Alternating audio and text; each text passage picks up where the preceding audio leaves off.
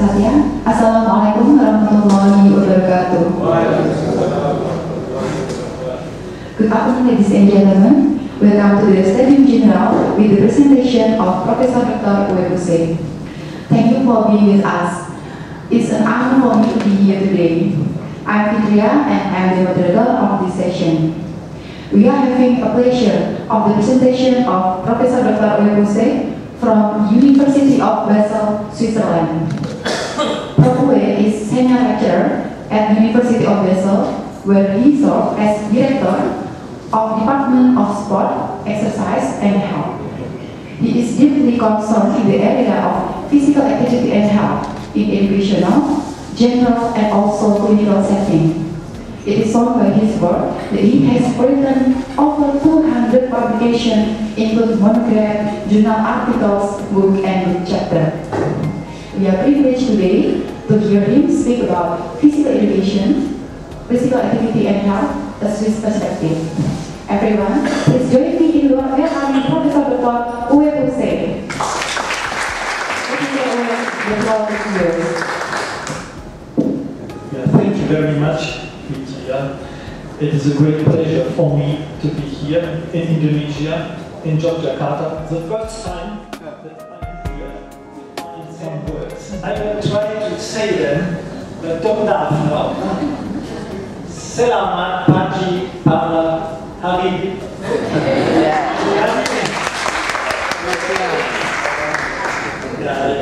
I continue. Saya sangat senang di Jogja. He is bad English, and I will make a contribution to that. I will speak in bad English now. Well, I must confess, I am nervous because I restarted my computer and then my presentation was gone. In the last 20 minutes, I looked for my presentation and it was not there. And now, in 20 minutes, I try to rearrange it and I hope that it will be fine. So, please, help me in my presentation. I hope that you will have 1 hour, about 1 hour. I will present you what we do in Switzerland, what we do in Basel, some ideas, and maybe then we can discuss a little bit. I want to give you some information, some ideas, some projects which we do in Basel to inform you. First of all, I come from the University of Basel. Basel is in Switzerland. Switzerland is 8 million inhabitants, 8 million, small country. And in our university, we have 13,000 students. It's a middle size. We have some, they have 30,000, we have some, they have 8,000. Middle size. I work in the medical faculty. That is to say, sports science was always part of the medical faculty. So we have some topics that are more or less related to medicine. That is to say, in former times we were part of the Department of Public Health. But in the last few years, our department, our institute grew so much, and the university says physical activity and health is an important topic. So last year they upgraded us to a Department of Sport, Exercise and Health. A few years ago, sport science in the university was neglected. Nothing important. They said, sport is not scientific. They didn't want us. And now, in 10 years, there was a completely reverse development. Now they respect us and say sports science is important. And I can tell you a little bit why we had this development. We are happy about that. You can see this is the grant agreement And here it is a mutual exchange between the Sport Institute of the University of Jakarta and the Department of Exercise and Health of the University of Basel. So we are a little bit proud and happy that we got this grant. So I will want first to tell you a little bit about our institute in Basel.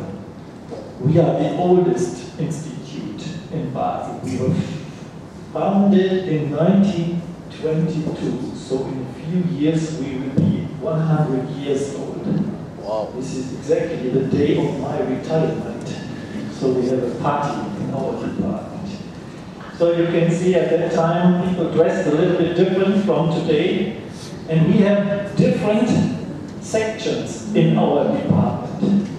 We have management, we have 3 professors, and we, as we were quite successful in the last years, got 2 new professorships for this year. The university gave us 2 more professors. And by the way, they want to build a new building for us. We want to invest 50 million Swiss francs. That is a lot of money. So we are quite happy. Now you can see the development of students in our department.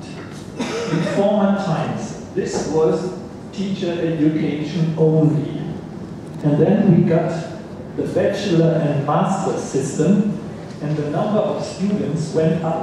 You can here see that the bachelor, this is the master, and these are the PhD students. And right now we have 550 students, and each year we only take 100. We have 300 applications, and we only take 100, so we make a selection, a 2-day selection test, and we take the 100 best students. Just a few informations. We have a bachelor and a master, and our bachelor is on the one hand prevention and health promotion, that is all the medical part, and this is sports science. In sports science students, they always take 2 subjects, and they go to school. That is to say, the sports science students. That is my domain. I'm responsible for that. When they want to go to be a teacher in school, they have to study 2 subjects. Sport science and, for example, mathematics and so on. And then they study for 5 years, 3-year bachelor, 2-year master. And then when they want to be a teacher, they have to get a teacher diploma, and then they go to a school of applied education for 1 year, and then they learn to be a teacher, and after 6 years they can go to school to be a teacher and be employed there. So every teacher in Switzerland in our school system has 2 subjects, not in primary school, that is different. But we educate students for higher education, that is to say, for kids from 10 years on to 18 years. As I said, this is our main focus, physical activity and health. And we think that is a real issue. Our societies are a little bit different, as we see, but maybe there are some common problems. I have a colleague, he is a good designer, and I asked him to design this slide here, because the idea is, if you compare the life of a human being on a 400-meter race, then until 399.9 meters, physical activity was part of daily life. That is to say, it was normal that people had to be physically active in their life. But in this last moment, physical activity is no longer important in our daily life. We are technically more and more active, but physically we are no longer active. That is to say, this is my first video, what I want to show to you. I hope it works now. Now let me try if I can start it. Okay? So we have to do it this way. More and more children lack coordination. Half of all 6-year-olds display insufficient motor ability, for instance, poor balance.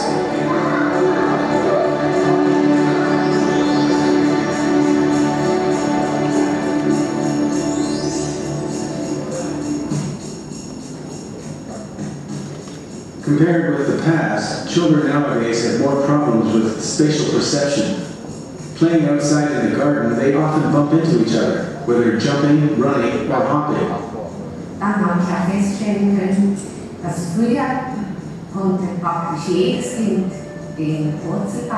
I've also noticed that whereas it used to be taken for granted that almost all children could do a somersault, a forward roll, nowadays half of the children just can't do that anymore.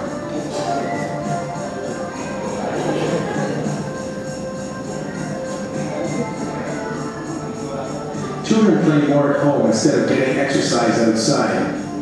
Anxious parents restrict their children's possibilities for movement too much, and so take away the opportunity for important physical experiences. Many accidents occur because children lack coordination. See the situation here, that the kids are no longer that active in our Swiss society. 30 seconds for you. Just discuss with your neighbor if that is also true for the Indonesian situation. Is that true? Or is there a difference? Is it here everything okay? Just use 30 seconds. I will switch back to my presentation. I will ask you later on. Wait a minute. So just use this as discussion time.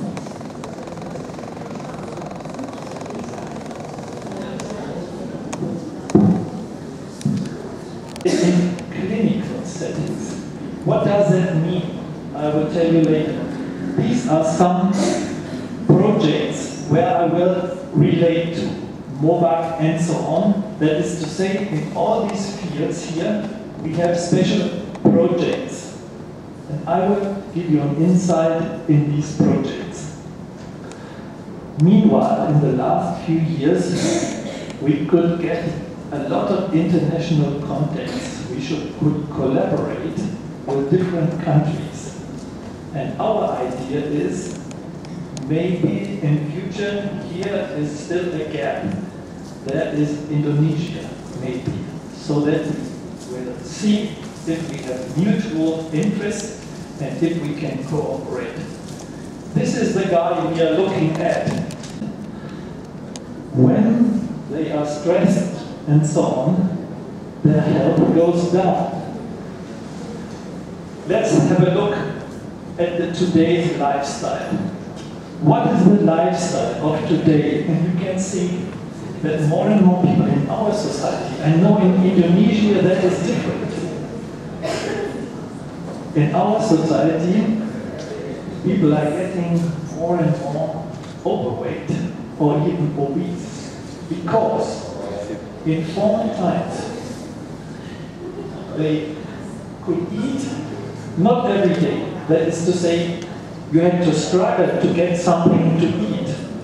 But physical activity was normal in former times. Today it's the opposite. Eating is normal, but being active is no longer normal.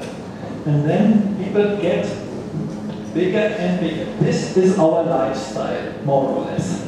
That is to say, we use the technical equipments, we are no longer physically active. We don't use the stairs, we don't use the technical equipment.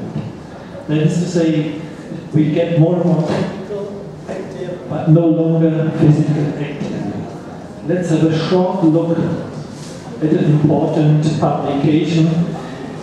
You know there are some publications that are some journals, they are very important. This is the Lancet.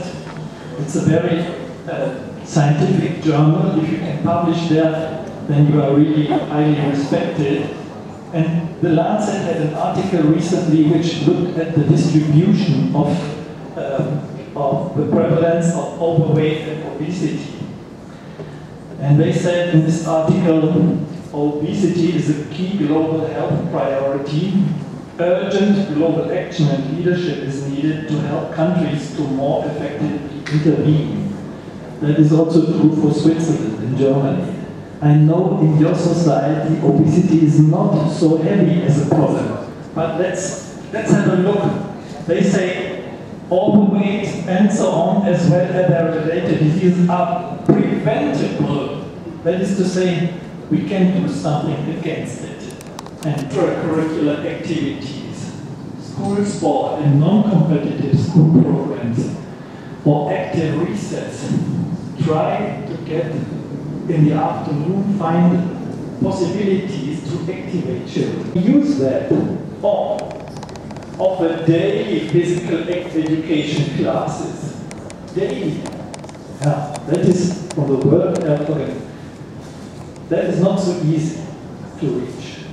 But instead of getting physical education out of school, we should think, how can we get even more lessons? Because the subject is important. Now I come to the first project. I will give you information about 3 or even 4 projects. We designed a so-called movement-friendly school. A movement-friendly school means we try to design a school which has various opportunities to be physically active. In a former study, we tried to have short activity breaks in the school lesson. For example, when there is a school lesson like this here, then the school kid or the teacher says, now let's have a break. They have some kind of a shield that is from metal plate. The child gets a small arrow, can throw on this shield, then if, for example, then it lands here, and then they take out a card, a yellow card, and then on this card there is a special movement, a special exercise, and then, for example, the children all have 2 or 3 minutes where they all together do something together. For example, they say, well, this morning you had to brush your teeth. Every child brushes now their teeth. Can you do it on one leg? So every child tries to do it on one leg. Can you close your eyes doing it? Oh, it's getting much more difficult for the kids. And if you eat, and then you see, I have also my problems. Can you bend your legs and go up? And all the kids do it. 3 minutes. And then continue doing mathematics. And there is a variety of excellent ways of doing that. And the kids love it. And after that, they are motivated to continue. Because always sitting and only listening, that tires them, they get tired in that break. And after that, we call it physical activity breaks. Or recess tools. For example, in this break, half-an-hour break, we have materials, you can see them here. They are in a garbage bin, and the janitor puts it on the schoolyard, opens it, the kids come, and they are really happy to have this material, balls and whatever, jumping ropes and so on, and they are active on the schoolyard. Afterwards, there's someone responsible, a teacher. He says, come on, collect all the material back in this simple bin, and the kids were happy and active. Now you will be a little bit irritated. Physical activity homework. We designed homework cards. The kids get the homework and have to do it at home. For example, can you stand on one leg like a flamingo? Like a flamingo. Yeah. They have to, like a flamingo. They have to learn at home. Because some kids, they're standing like that. They have, and then learn at home with your mother to jump on one leg like a flamingo and land on one leg. This way. And lots of kids can't do that. And then next day you say, now we look at our physical activity homework, let's do the exercise with the flamingo. And the kids do that. and they like it. So they have some kind of homework to do. That is to say, we designed a lot of cards here, where you can see they had to play with a balloon and so on. And with daily physical education and so on. This was a former intervention. Now we built on the intervention and designed a so-called movement-friendly school. What is in this school?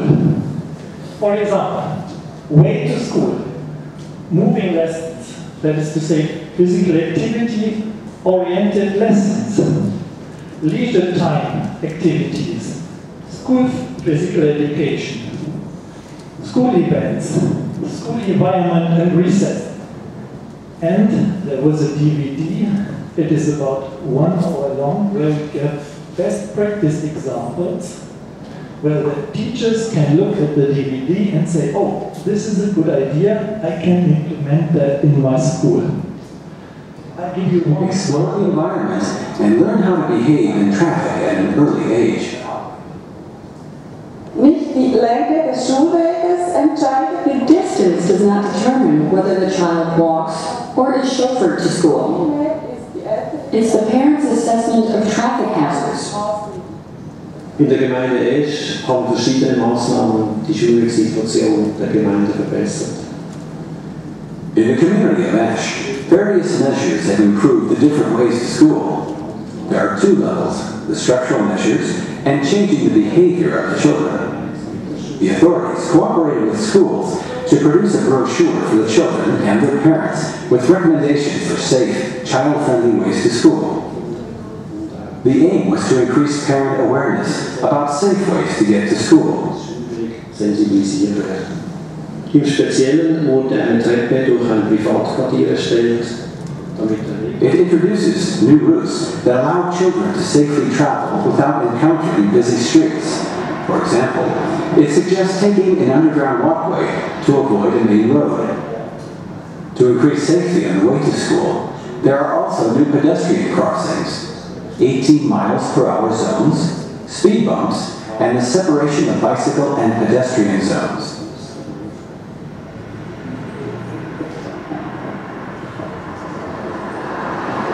Further, stopping restrictions will prevent cars from obstructing the children walking past.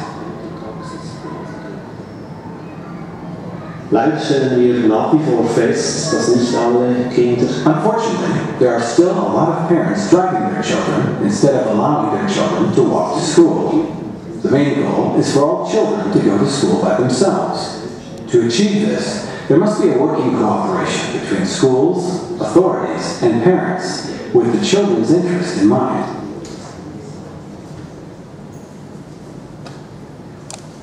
Also for the kids here to be active already on the way to school, or is it too dangerous? I don't know. Well, there are other aspects. For example, how can we use the facilities of our schools on the weekend or in the afternoon? We have a lot of schoolyards which are empty in the weekend and so on. So what can we do in order to provide access to adequate physical activity facilities for the kids? Not all children and adolescents have the opportunity to move at home or in their living environment. Often there is a lack of playing materials, space, and social contact. Recent trends show that children stay within the confines of their homes instead of playing outside.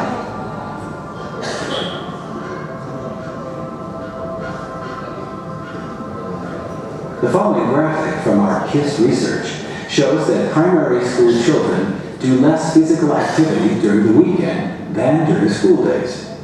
On average, boys are more physically active than girls.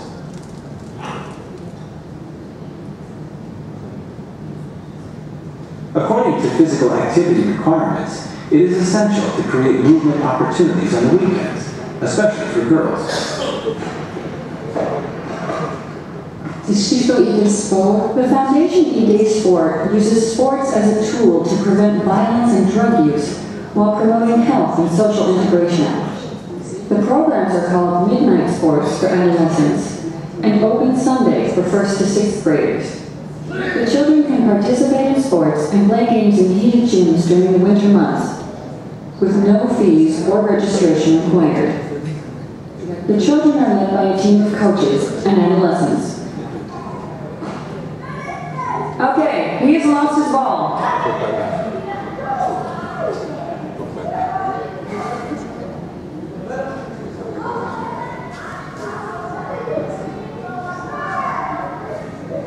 So, you are disqualified because you pushed him with your hands. Als kinderen wurden wir früher von Erwachsenen beim Fußballspielen immer vertrieben. As children, we always got in trouble with the adults for playing football. Today, as a coach, I love being able to provide kids with a place to play, ensure that they play fair, and that there is no conflict. I really like being a junior coach.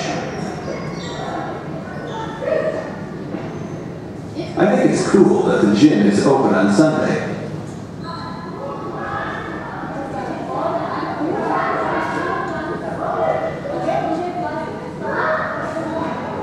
It's nice to see the children coming to the gym voluntarily on Sunday afternoons in order to fulfill their urge to run around.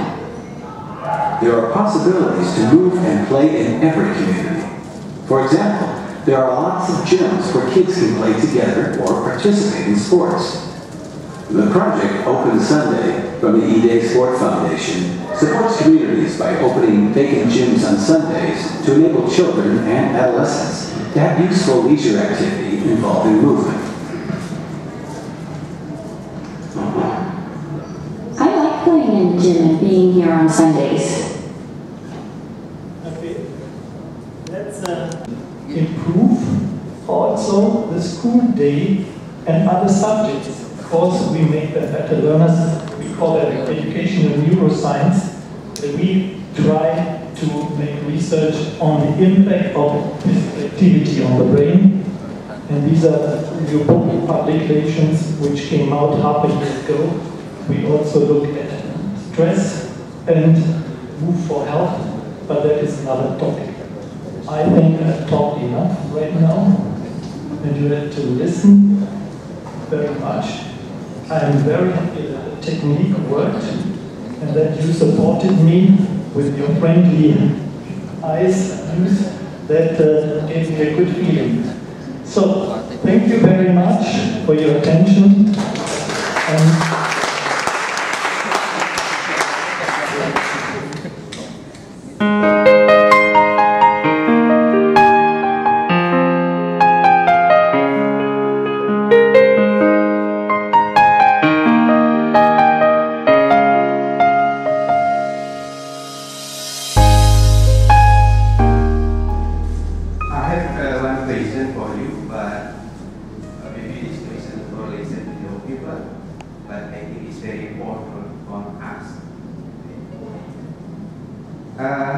I know that Switzerland is one of the most countries in Europe that values education as well as on sport and physical education. But in Indonesia, physical education is not advanced compared to other disciplines. Okay. My question is how the development of physical education studies and how to afford to prepare candidate qualified physical education teacher. I must say, first of all, you should know Switzerland is small, but it has 23 different cantons.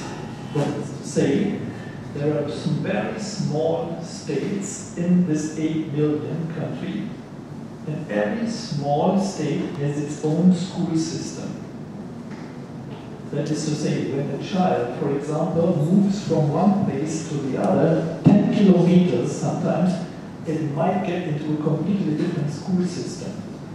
And every school and every canton has its own curriculum for mathematics, for example. But the only subject which has a national curriculum is physical education. Why? The state wanted to look at their youngsters so that they are fit in order to serve in the army and in order to protect the country. You know, Switzerland hasn't had a war since hundreds of years, but they always looked that the youngsters are fit. So they said, we as a state want to look at our kids. And that's why we have curricula in physical education for the whole state. It's the only subject. So in former times, the state always looked after the fitness of the kids from a military perspective. But that has changed. Now they look at the more or less education aspect. And they have seen that the development of the Swiss young generation is moving into a critical direction from a health perspective. If you tell them any educational arguments, they listen, but they don't react. But when you say, our children are getting more and more obese, the tendency goes there, then the eyes and ears go open and say, oh, we must act. And I must tell you, in Basel, my colleague Lukas Sama, I was also involved in this project, produced this DVD. I also showed you some slides of it. And we invited politicians and showed them these slides. You have seen the first one where they had to make a roll forward, and then the politician said, this can't be true. Is this our society? Is this our kids? And they said, yes, and we can prove it by scientific research. And then they said, we must do something. And for example, our politician in our city said, we must change the kindergarten. We have no physical activity in the kindergarten, and every kindergarten, meanwhile, in Basel, is a physical activity kindergarten. The kindergarten teachers, they don't have anything, they have no knowledge about physical development of kids. It was implemented in their education. Now the situation changes because we tried to talk to the politicians, show them examples. We invite them, and then they say we must do something. And we have made a video. It's called Active Childhood, Healthy Life. And I brought one of this video for Fikia. It is in my suitcase in my hotel.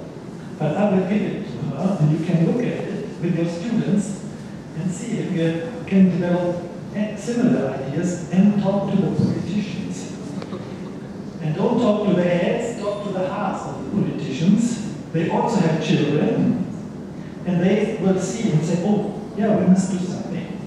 And develop good examples, best practice, where the teachers don't have to develop these programs because teachers have a lot to do in schools. Try to develop, we call it pan ready. They say you can put it in the pan, just warm it up, and then you can eat it. Not that you have to ask the teacher to do a lot of cooking, to do a lot of preparing for the materials. Design them with your master students and so on, and try to implement them in school. You will see that the children will love it. And you must convince the politicians. And sometimes you have politicians, they don't have any idea about physical activity. And sometimes you have politicians, they sometimes were even themselves sport people, that is to say football players or handball. We had a politician who was a handball player, and he was very interested in these ideas. So you must meet the right people also at the right time. So sometimes it is also, yeah, you can, it's on a human basis sometimes. It's not so much research, but we tried to develop it over 10 years, and finally things changed. Not everywhere, it's not perfect, but it went into the positive direction. So, it's a multi-component approach, but some of these issues I told you might also help you and help us in our discussion. Thanks for your question.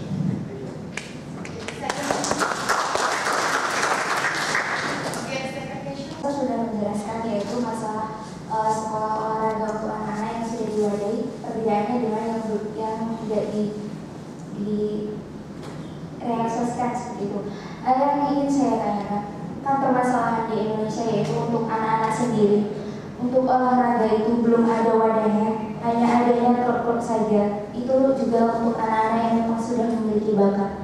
Yang saya ingin tanyakan, aktivitas olahraga anak sendiri sekarang di Indonesia sendiri itu anaknya manja-manja. Apabila pergi kemana-mana tidak diantarkan, tidak mau bersekolah yang kita sebagai generasi muda untuk mengolahragakan masyarakat di Indonesia agar supaya olahraga di Indonesia itu menjadi baik. Seperti itu kan orang tua saja mengajari saat ini untuk pergi kemana-mana hanya menggunakan kendaraan, jarang yang menggunakan fisik seperti itu. Bagaimana itu solusinya? Terima kasih. Assalamualaikum warahmatullahi wabarakatuh. She asked about that nowadays our children is being less active. For example, that their parents will pick up their children, take the children everywhere by their car, extra. And do you have any idea to increase or to avoid that situation? Maybe in Swiss, beside the project that you have done like that. Thank you. Yeah, I am not sure if I understood the question right. You said, is it related to the way to school? In Indonesia, the children is being less active. Less active. Yeah. What's the solution for that? Maybe you have. Yeah. Thank you for the question. I mean, until yesterday, I didn't know anything about Indonesia. I'm here to learn about your situation, and in the next days, we will go into schools and we will visit several schools, and Fitya and Sitam, they will show me, and then we will sit together and discuss. I can't give you an answer right now because I don't know enough about your situation. I first have to learn, otherwise it wouldn't be good to give you advice without knowing. I must have some knowledge about you. But your question inspires me to think and discuss and find ways. And this is exactly the reason why I'm here, that I can show you what we do, not in the way that this is the solution. No, this might fit for us. But everywhere you must find solutions which fit to this society and so on. For example, your question, that could be a question for a seminar with the master students. And they should sit together and develop ideas. And that would be an academic task. For example, in Switzerland we have now 3 master theses. And these 3 master theses was about the safe way to school. And one master thesis had to analyze what are the problems in Basel that kids can walk alone into schools.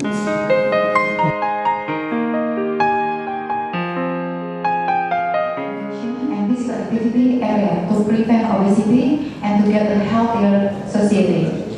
How to do that is by, firstly, we need to create early positive experience for children. Secondly, we need to integrate physical activity into everyday life.